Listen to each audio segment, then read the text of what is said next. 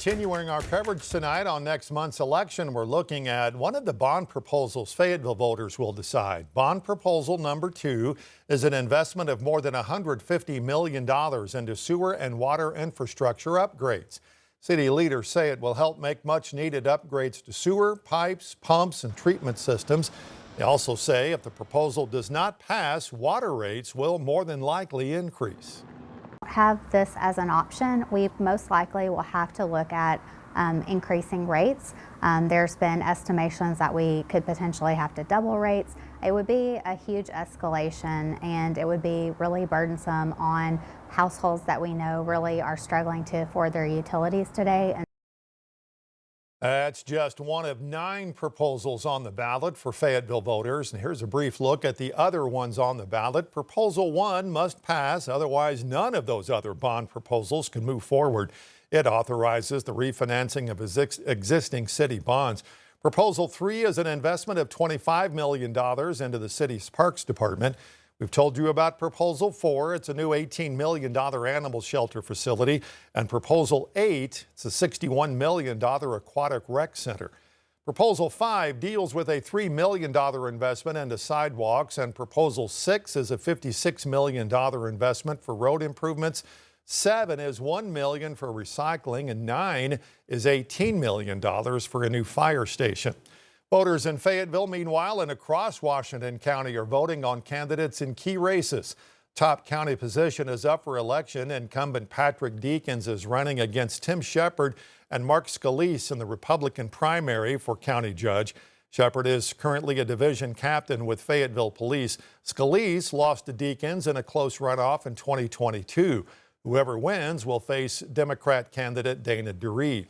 Moving to County Sheriff, current Sheriff Jay Cantrell going up against Chief of Staff Mike Stewart. Cantrell has been sheriff since 2023.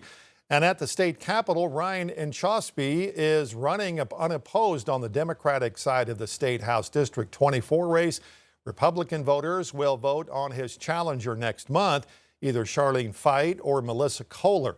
Incumbent Brad Hall is not running for re-election this year. It's just a snippet of a packed ballot in Washington County. You can find a lot more info on this election and your county's election by texting the word VOTE to 785-5000.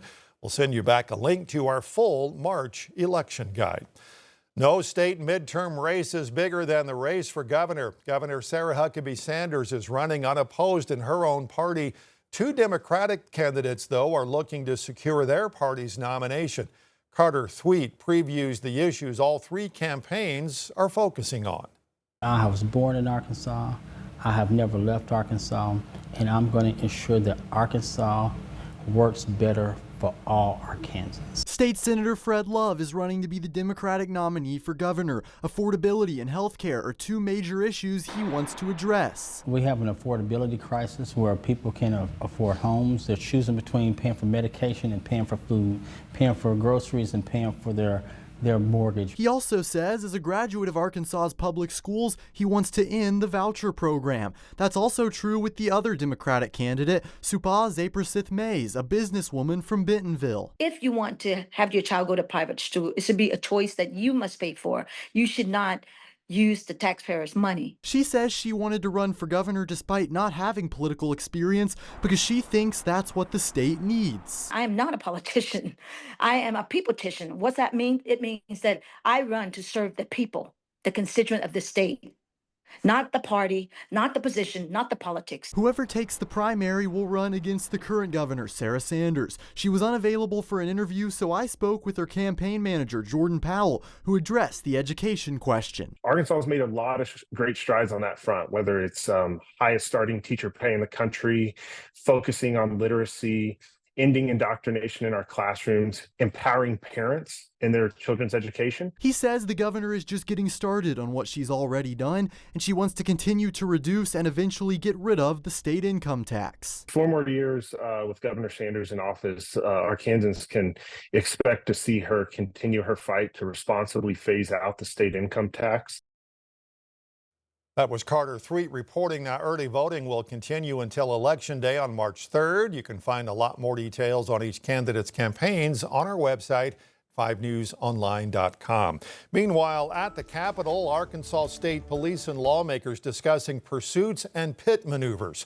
That's when a law enforcement officer intentionally rams a fleeing vehicle to get it to stop. Proponents claim the procedure ends chases a lot quicker and ensures an arrest. Opponents, though, say it could lead to troopers, civilians, even suspects getting hurt or killed.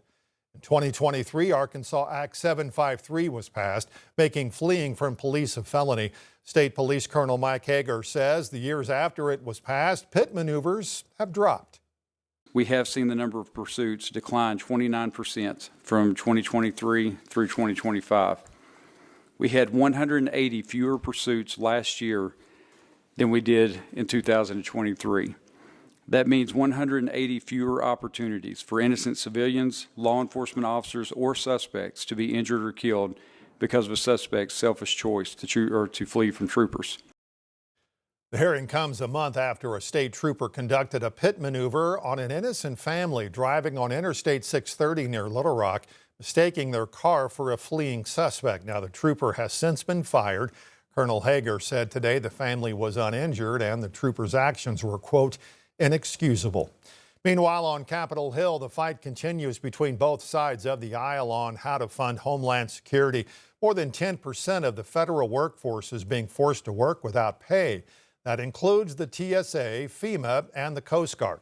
Democrats sent a counteroffer to Republicans yesterday amid the arguments over federal officer immigration tactics. The White House, though, says it's still far apart from a deal. We asked Arkansas 3rd District Congressman Steve Womack about those negotiations going on in D.C. It's a small piece of what is left to be done, but it's a very important piece. So funding Homeland Security is the 12th of the 12 bills that we need to get across the finish line. And I had hoped maybe that there would be some agreement this week. We haven't been called back, so it looks like it's going to be next week before we'll have an opportunity to finish Homeland Security. Immigration enforcement is not impacted by the current shutdown. ICE and Border Patrol are still funded through the rest of this year. A scam alert tonight in Crawford County. The county sheriff's office posting this message on social media saying they've been getting some calls of a scam involving a person claiming to be an officer with the department.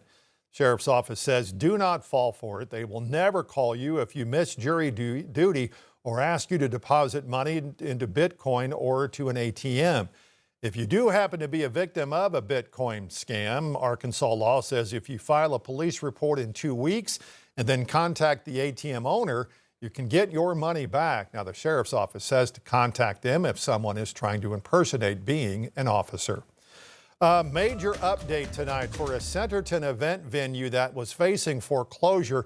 We first told you about this story a couple of weeks ago. The Ravington has now been saved, and the former owners say brides who were forced to move their weddings are going to be refunded. But for some families, the extra cost and tough decisions are already done. 5 News reporter Lauren Spencer joining us now, showing us some of the excitement for this new space, but it does come with an emotional and financial kind of fallout. Yeah, for many couples, this venue was supposed to be where their story began. It's been filled with uncertainty as the venue was supposed to head to public auction tomorrow.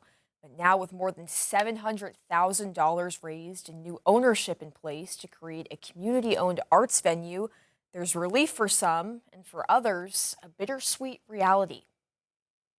What was supposed to be a dreamy wedding planning season quickly turned into a race against the clock for bride Molly Hartsfield and her mom Connie. We thought we were good to go until about 3 weeks ago. She got an email from the Ravington telling her they would have to close. It forced them to make a decision fast. It was pretty stressful, that getting dumped on me 7 months before the wedding, because when I walked into the Ravington, I knew right away that was the one. With vendors booked and an almost $3,000 deposit already paid for her August wedding, they say waiting wasn't an option and decided to book another space. At one point, we were considering just not doing the wedding. Yeah. Like, is this too much to try to move everything around? Who knows? We've got a bazillion ideas. Now the Ravington has been saved through a community-driven purchase. Oh yeah, you dress up the space and it's just amazing. New owners say their first priority is rebuilding trust with nearly 24 brides affected. First job is to make sure every bride who's contracted with the Ravington has the exact day they